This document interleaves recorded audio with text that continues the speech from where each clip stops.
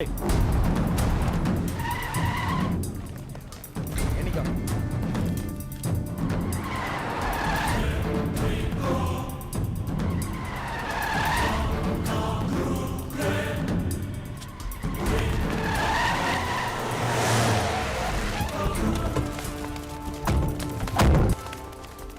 भैया, आप यहाँ? तुम यहाँ क्या कर रहे हो? एक जमीन की रजिस्ट्री के लिए आया था। अच्छा, किसके पैसों से?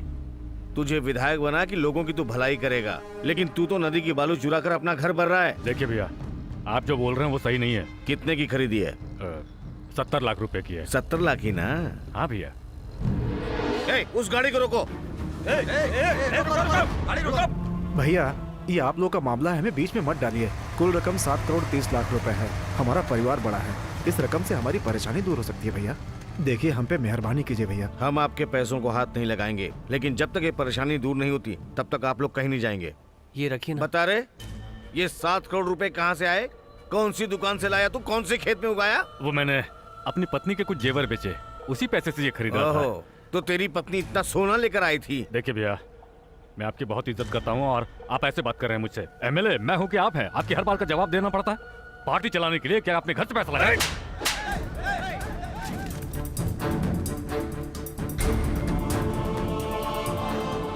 मेरी बात मानकर 50,000 लोगों ने तुझे विधायक बनाया है। अब मैं उनके सामने किस मुंह से जाऊंगा? पिताजी, मैंने सब कुछ सुन लिया। इसके लिए एक तरकीब है। बोलो क्या है? लोगों के पैसों से ली गई जमीन को ये अपने हाथों से ही यहाँ के लोगों के लिए दान में दे सकते हैं। क्या ऐसा हो सकता है? हाँ, हो सकता है पिताजी। इसके लिए स्टैम्प ड्यूटी कम है, अभी कागज तैयार हो जाएंगे। ठीक है बेटा। चाचा, मैं जो कह रहा हूँ वो टाइप कीजिए ना। 100 रुपए के स्टैम्प पेपर पर। गांव शिवगंगा, मेरा नाम है राजकिशोर, मेरी उम्र है 46 साल, अपनी सारी जायदाद यहाँ के गांव के लोगों को दान में दे रहा हूँ। इसके पीछे किसी का हाथ नहीं है, कोई जबरदस्ती नहीं है, मैं अपनी मर्जी से दे रहा हूँ। इसमें किसी को कोई आपत्ति नहीं होनी चाहिए।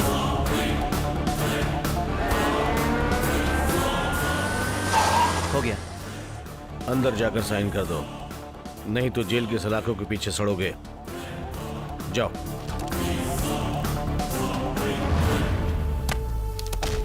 राजकिशोर, जब से तू लोगों का पैसा चुराने लगा तब से तू एमएलए पद पर बने रहने का हक खो चुका है।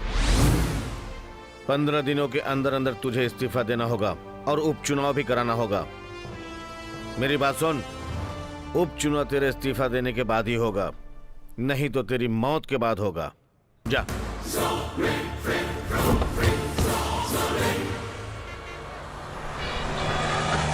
क्या बात है भैया, 4 दिन से आप यहीं पड़े हैं? दीदी बार बार आपके लिए फोन कर रही है। तो मैं वापस कैसे चला जाऊं? उसने मुझे थप्पड़ मारा, पूरे शिवगंगा को पता चल गया होगा। मान चली गई, मर्यादा चली गई और जो पैसा था वो भी चला गया। और तो और उसके बेटे के उस आइडिया से मेरी सारी जायदाद चली गई। उसके बेटे को मारे बिना अगर गांव गया तो मेरी पत्नी भी मुझे इज्जत नहीं देगी। उस अम्मू को यहाँ बुला। सुन, कल मैं पार्टी मीटिंग के लिए जा रहा हूँ। उस बिरजू पांडे के बेटे को मारना है।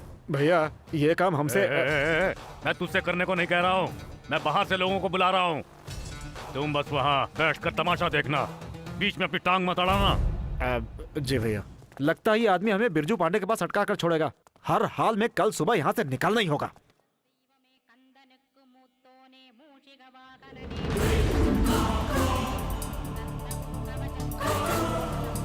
सुनिए, सीकरी के रजिस्ट्रेशन ऑफिस में अनबू आया था, मुझे देखकर भाग गया। हमारे लड़कों में और उसके आदमियों में दुश्मनी है। अनबू राजकिशोर के रजिस्ट्रेशन में क्यों आया, इस पे मुझे शक हो रहा है। मालिक बोलिए मालिक। अपने श्रवण और पीटर के बीच में क्या लफड़ा हुआ, सच बताना। मालिक, तूने मुझसे बहुत कुछ छिपाया है। अब चुपचाप सुन क्या रहा है? ये जानबूझ करके किया गया है या अंदर की कोई बात है? जब उसने चाय मुंह पर मारा था तो उसी समय हाथ काट देने थे। आपने ही तो कहा था कि किसी भी तरह के लफड़े में मत पड़ना। मेरी ही गलती है। मेरा बेटा मेरी बात मानकर चुप रहा जाकर। मैं इस अनबू राज को देखता हूँ। भाई अचानक से हम जा कर रहे हैं। अबे तू दिमाग मत लगा, बेटे को कुछ हो गया तो उसका बाप हमें छोड़ने वाला नहीं है। फोन भाई। शैतान का नाम लिया, शैतान हाजिर। बोलिए भैया। अनबू कहाँ हो तुम? हाईवे पे हूँ, कोई बात भैया? मैं फोन काट रहा हूँ। तू वहाँ के लैंडलाइन से फोन कर मेरे को। किस लिए भैया? मैं जानना चाहता हूँ कि तुम अपने गांव में हो या नहीं। मैं अभी अभी यहाँ से निकला हूँ भैया। फिर झूठ बोल रहा है तू। पता नहीं कैसे पता चल जाता है। मेरा इसमें कोई हाथ नहीं है भैया। उस राजकिशोर ने ही बाहर से कुछ लोगों को आपके बेटे को मारने के लिए बुलाया है। क्या बोला तूने? आपको नहीं पता भैया? अगर मेरे बेटे को कुछ हुआ ना तो सुन ले, सिकरी के एक एक कुंडों को काट के रख दूंगा मैं। भैया चल जल्दी से पहुंच।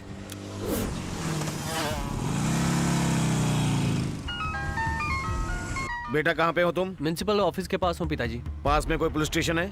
हाँ, पुलिस स्टेशन पास में ही है। वहाँ जाते ही फौरन मेरे इंस्पेक्टर से बात करवाओ। क्या बात है पिताजी?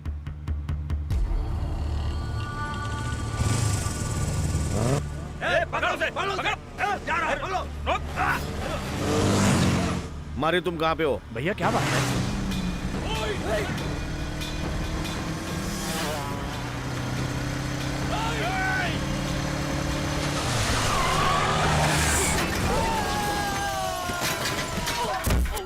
पता चला है कि वो पुलिस स्टेशन में आया ही नहीं। अपने लड़कों को बोलो फौरन उसे ढूंढने की कोशिश करें।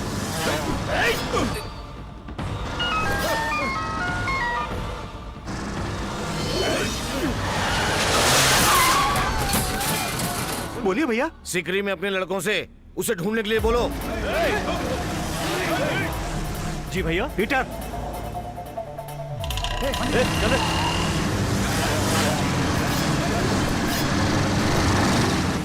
सिकरी के चारों तरफ उसको ढूंढो, जाओ।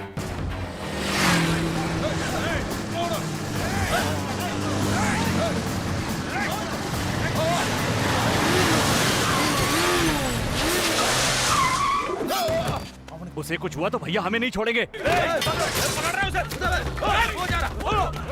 मैं ऊपर जा रहा हूँ, तुम लोग यहाँ देखो। कोई खबर मिले तो तुरंत बताना।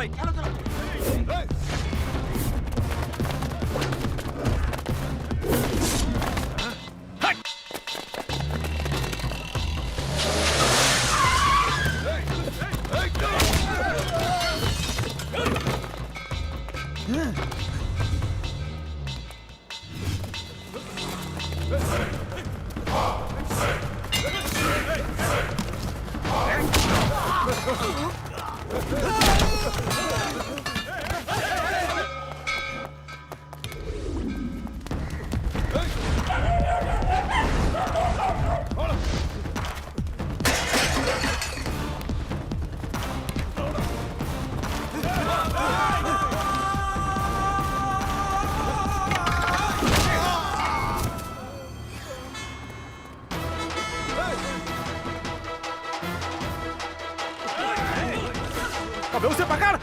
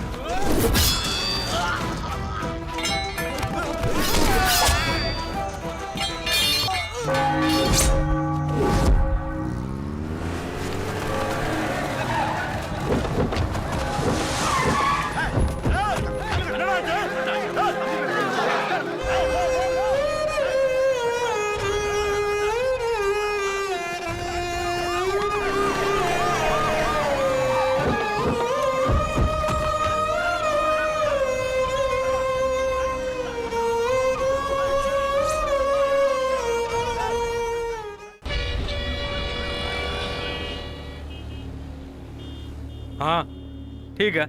हाँ ठीक है ठीक है। बेटा, आपका बेटा मार कर आया है। मार खाकर आता तो दुखी होने की बात थी। मेरा बेटा किसी भी समस्या में नहीं पड़ना चाहता था, लेकिन दुश्मनों ने उसे हथियार उठाने पे मजबूर कर दिया। देखो अनबू, रोड पर आने जाने वाले सबने सेल में वीडियो बनाया है। शाम को सब पेपरों में छप जाएगा। रिमांड तो लेना ही पड़ेगा। ठीक है, लेकिन ये लिखना इंस्पेक्टर साहब कि इसने अपनी रक्षा करने के लिए लोगों को काटा है, और ये भी लिखना कि इसने खुद अपने आप को कानून के हवाले किया है, तभी बेल मिलने में आसानी होगी। मैंने बहुत कोशिश की, लेकिन 15 दिन के लिए रिमांड पर लेना ही पड़ेगा, ये इंस्पेक्टर कह रहा है भैया।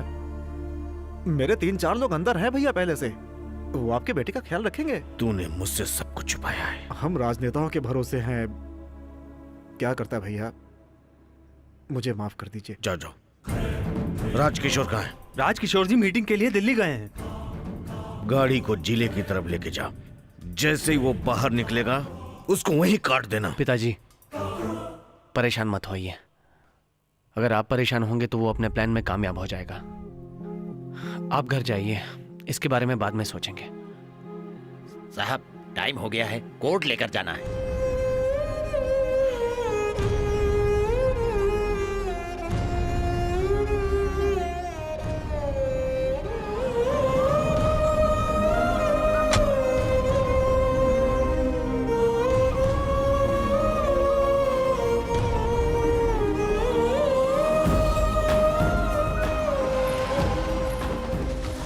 मेरा बेटा नहीं आया। कहाँ है मेरा बेटा? उसे जेल में डाल दिया। ये दिन दिखाने के लिए उसे शहर भेजा था। हे भगवान, मेरी कौन जेल नहीं है। मेरा बेटा, मेरा बेटा। अंदर चलो, अंदर चलो। मेरा बेटा। जिस दिन से उसने मेरे बेटे को मारने की योजना बनाई, उसने इस गांव के साथ ही नहीं मेरे साथ भी धोखा किया है। उसे मैं मारूंगा ही। जिस दिन वो इस गांव में कदम रखेगा वो दिन उसकी जिंदगी का आखिरी दिन होगा। भैया, बिरजू पांडे के बेटे को मारने के लिए हमने लोग भेजे थे, उसे पता चल गया है। अब अगर गांव वापस गए तो वो हमें जिंदा नहीं छोड़ेगा। इस मंत्री की समस्या भी बड़ी होती जा रही है। सबसे पहले इस होटल को खाली करके एमएलए हॉस्टल में चले जाओ। ठीक है भैया। हाँ? तुम भी जाओ। ठीक है। ऐसा होता ही श्रवण के बिना गांव जाऊंगा तो लोग मुझे जान से मार देंगे। अरे मैंने पी रखी है, इसलिए अगर गाड़ी चला कर जाऊंगा तो पुलिस पकड़ लेगी। धकेल के लेके जाता हूँ। रुक रुक रुक। मुंह सुखा। ठीक से बजा, ठीक से। ऐसा ठीक से बजाऊं? मजा आया कि नहीं टकले? मजाक करता है?